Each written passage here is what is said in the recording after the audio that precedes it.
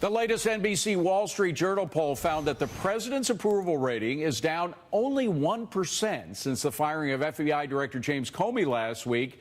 So will he survive this one after the other hit? Here to discuss, Fox News contributor and National Review contributing editor Deroy Murdock and Washington Examiner White House correspondent Sarah Westwood. So, Deroy, bottom line is the public already feels they know Donald Trump. They know his weaknesses, they know his strengths, and this sort of just fits into that narrative that they already have implanted, whether they're for him or against him. I think that's part of it. I think also it's very clear that what he did is legal. He had every right to fire Comey, which is a president can do. And I think also the left once again overplayed it. I mean, we heard over and over that Comey's a terrible guy and he cost Hillary the election. This guy needs to be sacked. And so Donald Trump fired him, and then the left said, why'd you fire him? Why'd you get rid of this guy? And they just looked absolutely ridiculous. I mean, you had John Podesta literally in 7 hours go from saying the American public is feeling nauseous hearing the voice of Comey as soon as Comey got fired. 7 hours later, he said, oh, this looks like the Saturday Night. But Sarah, now we have this new memo. Actually, we haven't seen the memo, but two people who have seen the Comey memo, which claims that he wrote it right after meeting with Trump, where Trump said, let it go, referring to the investigation over Comey. Will that finally pierce the Trump armor or not? Well, each controversy in and of itself doesn't seem to have moved President Trump's approval rating significantly, but the totality of the controversies has caused the Trump agenda to sort of hit a standstill. The White House has not been able to step over these controversies and move on to the rest of its agenda, and that stagnation is what has slowly caused the approval numbers to be dragged down. But Sarah, isn't that precisely what the Democrats are trying to do here? They're trying to slow down the Trump agenda. They are dead set against it, whether it's getting rid of Obamacare or lowering tax rates. They're accomplishing what they set out to do, which is destroy the Trump agenda.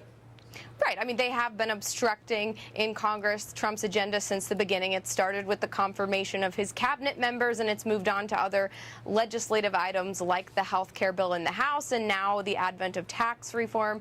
But clearly the White House is also at fault here because they haven't been able to put these controversies to rest in a clean and concise way and move on. They're constantly having to put out these fires. But, Deroy, the point is that we started this broadcast an hour ago with Adam Schiff, the ranking member of the House Intel Committee, saying that there's got to be another committee meeting. So all these committee hearings based on all these stories, whether they're false or not, and most of them so far have turned out not to bear fruit, they take time, they take energy, and they take away from the Trump agenda. And what the President of the United States can do is make news by leaving Washington, D.C., going to some town across the country, meeting with victims of Obamacare. Well, he's going overseas. That's where he's going, so he'll be gone for a few days. But he could set the agenda by focusing on his issues. He should do that all the time. Also, he needs mass firings of Obamaites who are still there and mass hirings of people who are Is that loyal possible, to him and his agenda. Sarah? Is it possible to, I mean, without having evidence of who the leakers are, just somehow get rid of the careerists or the Obama appointees that are now working supposedly for Trump?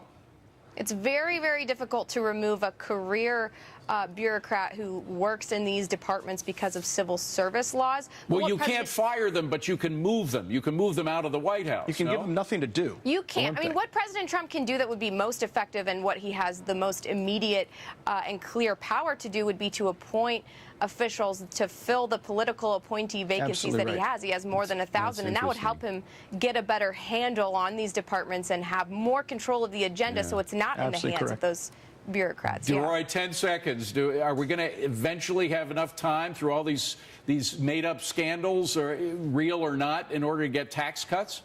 Again, if we focus on this, I mean, what you need is a lot more movement and energy on Capitol Hill, and I think you need President Trump to push these things and avoid the distraction. Deroy and Sarah, thank you very much, and thank you for joining us. Lou Dobbs is next right here on Fox Business. We'll see you.